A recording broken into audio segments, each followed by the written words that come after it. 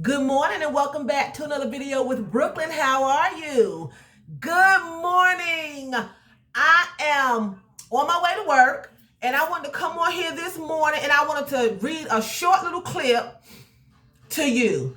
And I get these articles on my news break, on my phone and on my tablet. But since I'm videotaping on my phone, my tablet, I tried to download the app and it wouldn't download on my tablet. So I'm going to read you a short paragraph of what my topic is today, okay?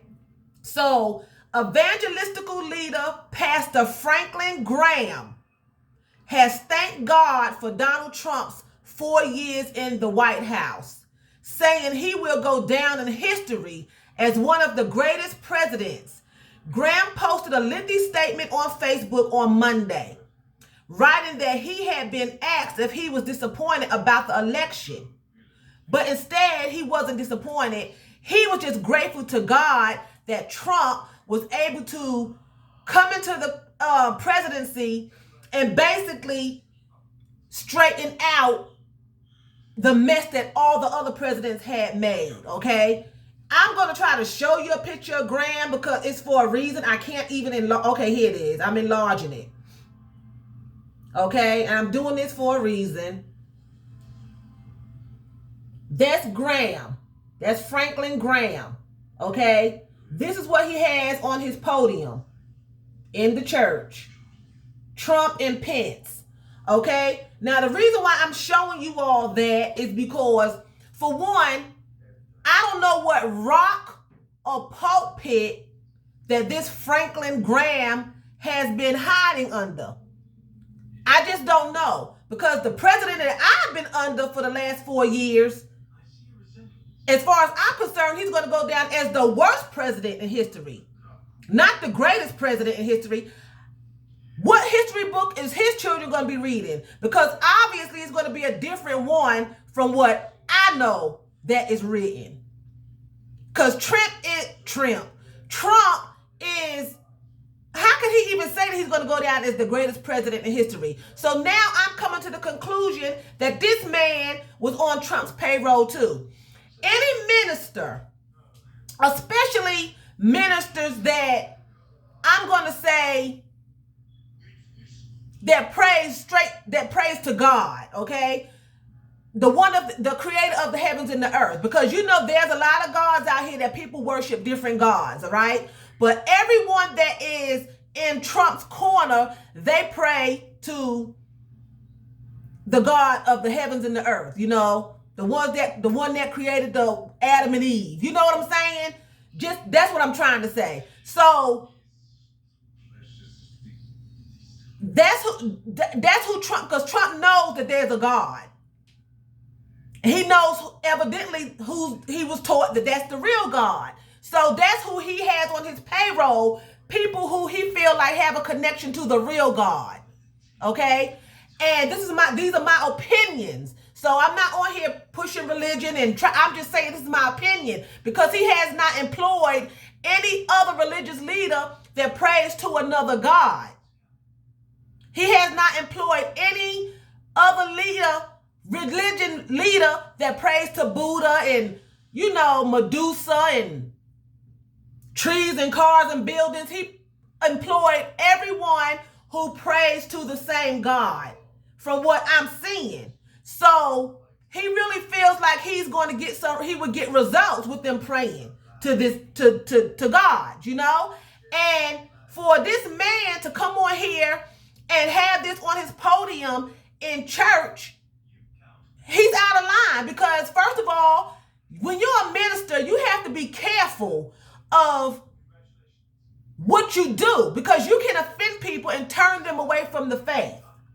You know, you can offend them. So his opinion on the election should really have been kept to himself, because Christians are not really supposed to be all tangled up in the political things, because they're supposed to have their trust in God, not presidents and men, you know?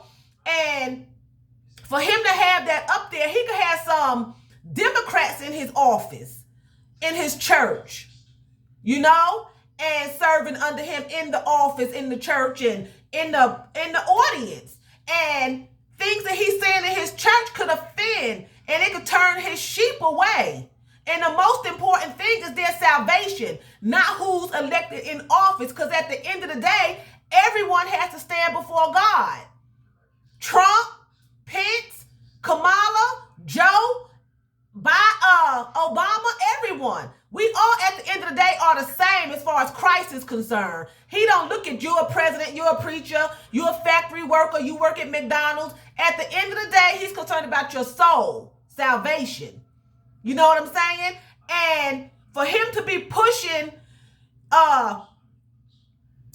Republican and, putting it on his podium, he can feel what he want to feel, but you have to be careful when you are leading people, even in the entertainment industry. You have to be careful what kind of songs you put out and what you say, what kind of commercials you do, what kind of movies you do, because you have a specific following.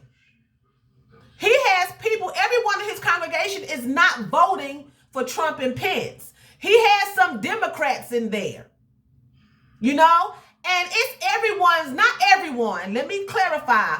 The majority of people, when they think of Trump and Pence, racism pops in their mind. Now, this is my opinion, okay? This is my opinion. When people think of Trump and Pence, racism pops in their head, okay? So if I was to go to this man's church and I sat down in his congregation and I seen that on his pulpit, I would think that he was a racist. He may not be. He may not be. But you have to be careful who you associate yourself with out in the open. Out in the open.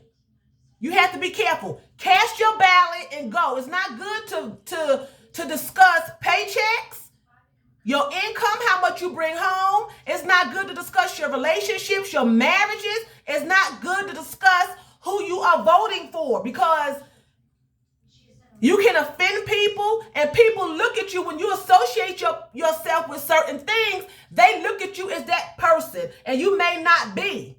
So people probably are looking at this man like he's a racist. I would left his church. I would leave.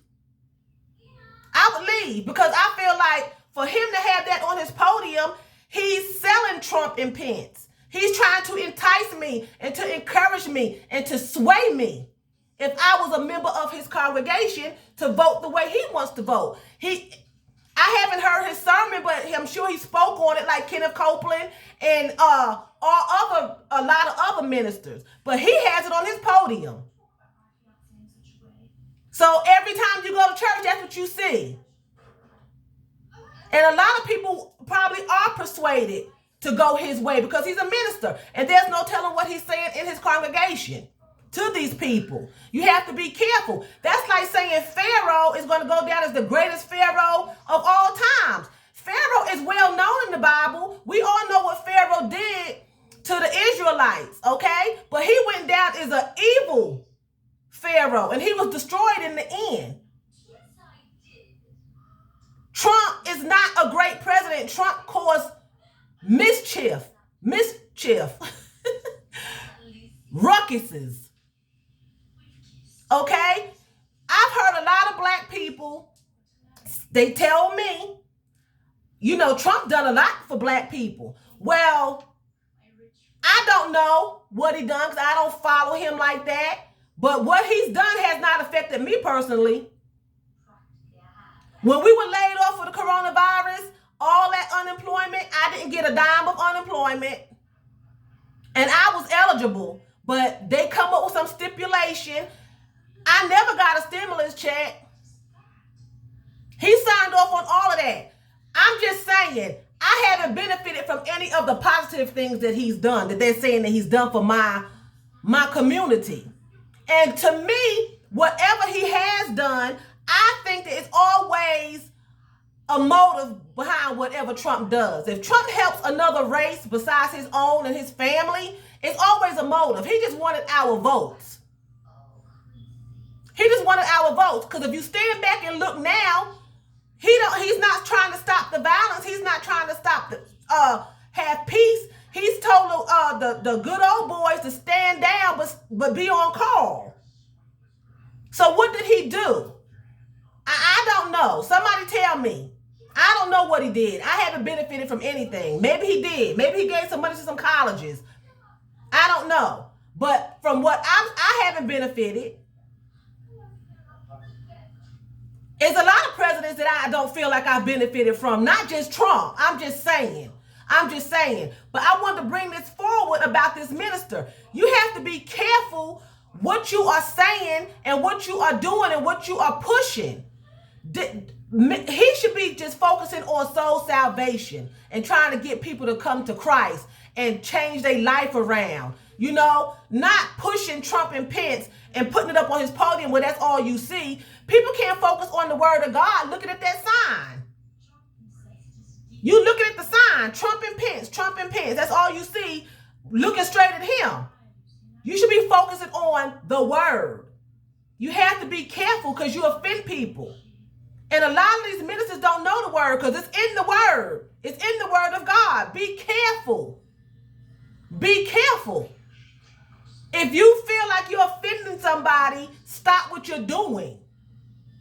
But a lot of people just care about what they want that's going to benefit them. And I believe that these ministers that are pushing for Trump and Pence, they are on their payroll. They have to have some kind of, because these are high-powered ministers. These ain't no little tiny ministers on the side of the road. These are ministers that's in the limelight that have money.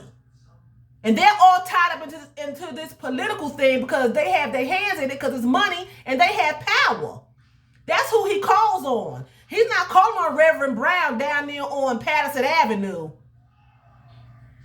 and Reverend Angela down there on Canal Street. He's calling for these big time preachers that got a platform and millions of followers because they have power to push people around the world to join him. It's always a motive. It's always a motive. You have to be careful.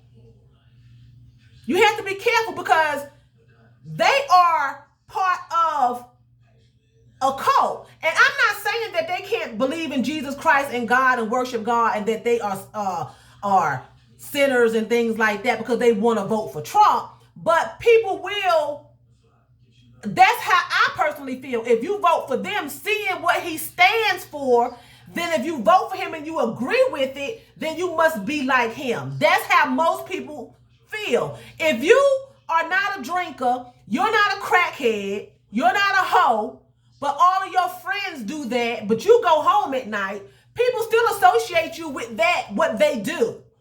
I remember when I was younger, in my 20s, I had some friends who were well known. Everybody knew them. They drank, they smoked, they slept around, they had people in the house all the time. I didn't do none of that. I was shy. I wasn't sleeping around. I didn't drink. I didn't smoke. I was going to bed early. I wasn't doing none of that. This guy told me, he said, you hanging with them, people thinking that, what did he say? Is that it was so long ago. He was like, be careful hanging with them because people are thinking that you're a hoe. I wasn't doing anything. But they associated me with my friends. So when you have to be careful who you associate yourself with and what you're saying, especially when you are leading people and people are looking to you for help. People are not going to his church for him to tell them who to vote for. They're going to his church for help. People are struggling.